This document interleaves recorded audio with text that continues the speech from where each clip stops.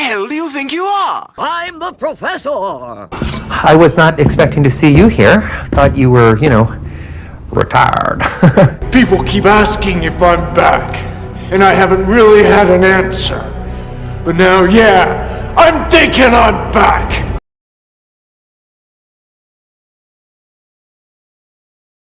Hey everybody, it's your Professor Fen here. It's another trailer park episode of me here in my tank top, but it's hot here down in Louisiana, down here on the bayou, so I gotta have, you're getting no t-shirt this week. I'll if it's good enough for LSV to record an episode of Limited Resources in a tank top, I can record in a tank top. Alright, I'm not gonna do that whole voice throughout the entire episode. But, yeah, maybe there's going to be some Professor Fen merch. I really think that I'm going to make a t-shirt that says I'd rather be drafting, because I'd rather be drafting than what happened this past week. This past week, no Magic was played. I got out of work, came home, switched out of my work clothes into something comfortable, headed down to play, waited until 6:15. One other dude showed up. He's like, hey, we drafting tonight? They're like, there's only one other player. If we can find two more, we can draft. And he just looks at his watch and goes, it's 6:15. I'm going to take off. So, yeah, I spent an hour at the gaming store waiting for a draft to fire, and no draft fired. Why? Because Spiderman is a horrible set. I feel like that would be like a really quick episode. So, before I go into why Spider-Man is doing so bad, first, I want to talk about some other Magic news. Where are my notes here? Bring these up real quick. Hasbro reported that Magic the Gathering revenue is up 55% this quarter.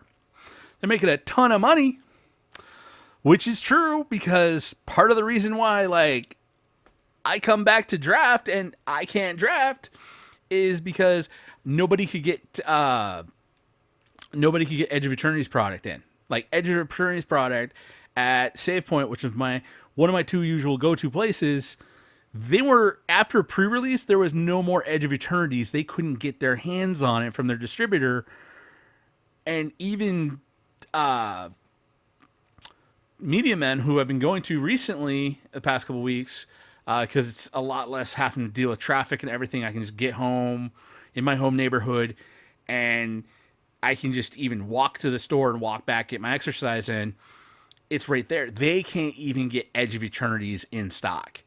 It's this wonderful thing of, like, the stock comes out for a Magic set, it's there, and then you can't buy it anywhere. Like, you can watch tons of people online cracking packs of, the collector's booster packs, but I can't even find play booster packs to get to crack. I found the fat pack box I opened up for, like, the last 12 crack-a-packs, other than the few Spider-Mans I won to like 2 weeks ago at the draft. That I had to drive all the way to Picayune, to Mississippi, to get 9 packs for us to crack. That's crazy that you can't find anything, but you can find Spider-Man. Oh my god, there easily has to be, at Media Men, there's probably about 2-3 cases worth of Spider-Man booster packs.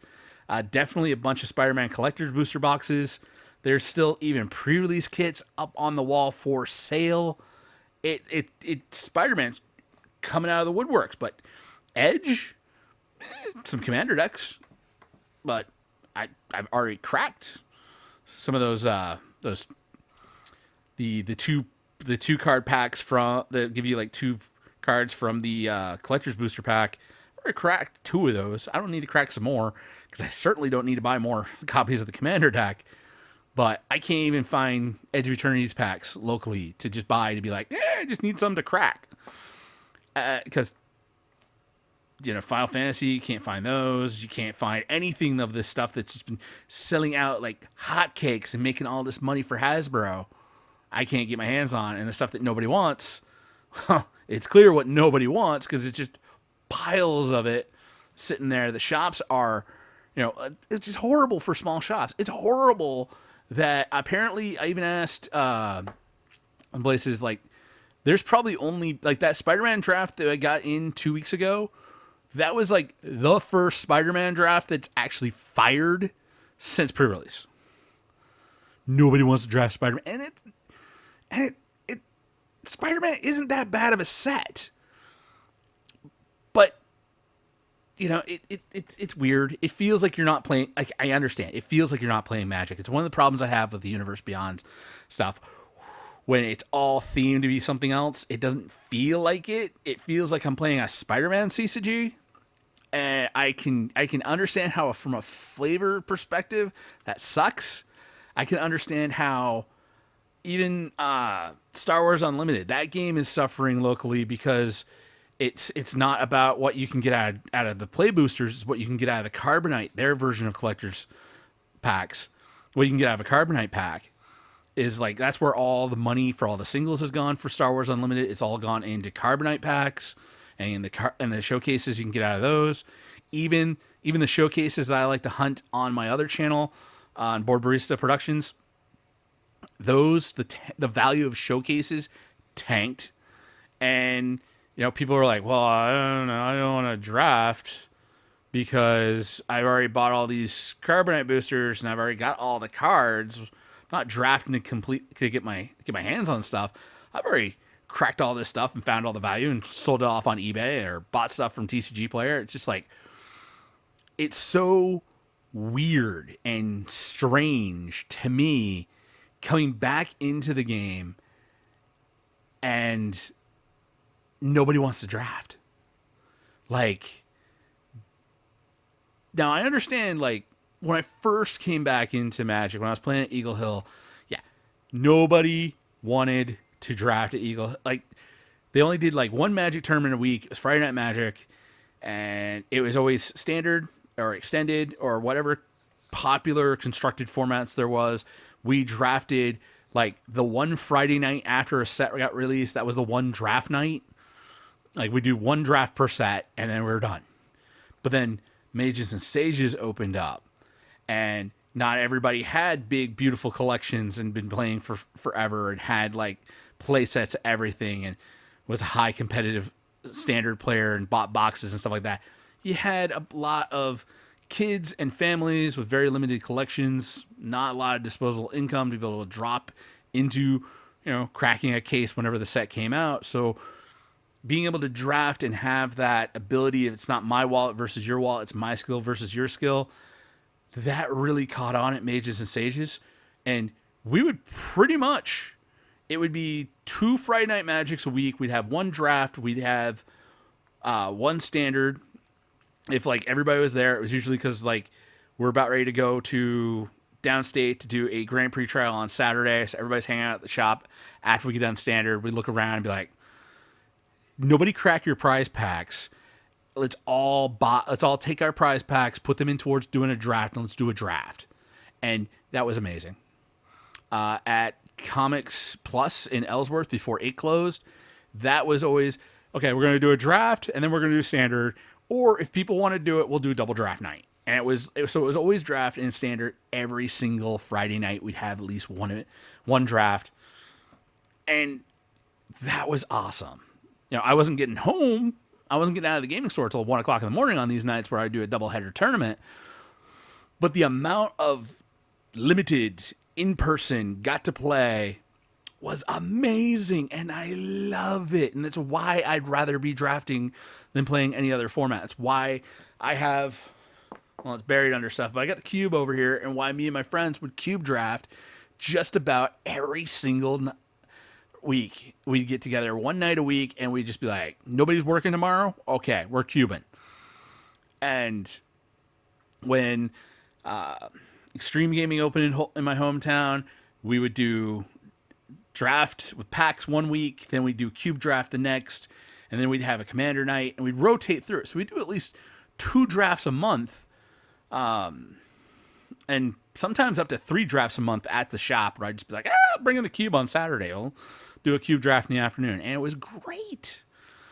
And it's why I'm like, I want a cube draft. I don't want to buy singles. I don't want to buy boxes. The fact that I've had to buy product because I haven't been able to go drafting sucks to be able to put the daily Crack-A-Pack content out there. I want to, I got second place last time. That gave us 4 packs to crack. If I can consistently get second place, I only have to buy 3 extra packs a week in order to make sure we got enough content. And if it's a great set, like Edge of Eternities is something I really like, yeah, sure, I'll look at it and be like, after Friday Night Magic, after I've played in the tournament, I'll go, okay, I need to have X number of packs in addition to this to finish this out throughout the week. Hey, let me buy a couple packs of this. And be like, yeah, let's do it. And if it happens to be that I'm buying Spider-Man, sure, I'll buy Spider-Man. There's a bunch of really great cards that are going to be some Commander staples. Gwenum is amazing. I'm happy I cracked one. I want to build an Iron Spider Commander deck. I got one in the last draft. I'm happy. I want to be drafting. But it looks like if I want to draft, I can't draft paper. So I might as well be drafting online, which brings me to my third piece of Magic news this week. They're bringing the Powered Cube to Arena. Yeah, so we're going to have Powered Cube back on Arena. What's the thing? Launch event, Power 9 on Arena. The Powered Cube. One step closer to Vintage Cube by putting all these cards in. So that's going to be starting on October 28th. It's probably going to run like a week, maybe 2. Not really seeing that, but it's a cool thing of like it gives you something other than drafting the not Spider-Man set on Arena. That's going to be fun. I love, mine is a Powered Cube. I have proxies of the Power 9 in my cube so it can be powered. And it's always cool to be able to like pack one, pick one, Black Lotus. That leaves me open, leaves me with having a great turn 1 play. Turn 1 land, Soul Ring, Black Lotus, play whatever 5-drop in my deck I feel like playing. GG's. Yeah. But yeah, no, I mean, how am I can draft that online and I can have fun getting cards and getting online stuff, but that does not help me accumulate getting my hands on actual paper cards like drafting in person does. And I really want to be drafting in person to get my hands on stuff, but to build my Commander X back up. And now there's like the other piece of Magic news from this week is they're talking about they've taken a bunch of stuff off of the Game Changers list. They powered down some stuff. They've taken they're talking about banning Ristic Study. I mean, I just cracked a Ristic Study out of some Jumpstart packs. You're going to see that in the near future on the daily Crack-A-Packs. But I don't want that to get banned. I just got my hands on that. And if somebody went out and bought that to rebuild their Magic collection, they'd be like, that's a $70 card I just traded / bought. No. And the other thing is they're talking about putting the hybrid mana cards as they don't count towards your deck construction rules. And personally, I hate that because so many of the hybrid, like you can pay for this with either a white or a green or a blue or red, or you can pay for it with colorless or black. So many of those cards are in, like, the incentive is, hey, are you playing this color or are you playing these 2 colors? Then we'll make this a little easier for you to cast because it's a really powerful card. But if it's like the 2 or a black kind of thing, or 2 or a Phyrexian black type of hybrid, you don't want to open that up and be like, I'll put this in my colorless deck. No, that's a black card. And if you're playing a 2-color deck, it makes casting those easier off of your mana base, which should lean you into be playing like a blue-red hybrid mana card in a blue-red deck.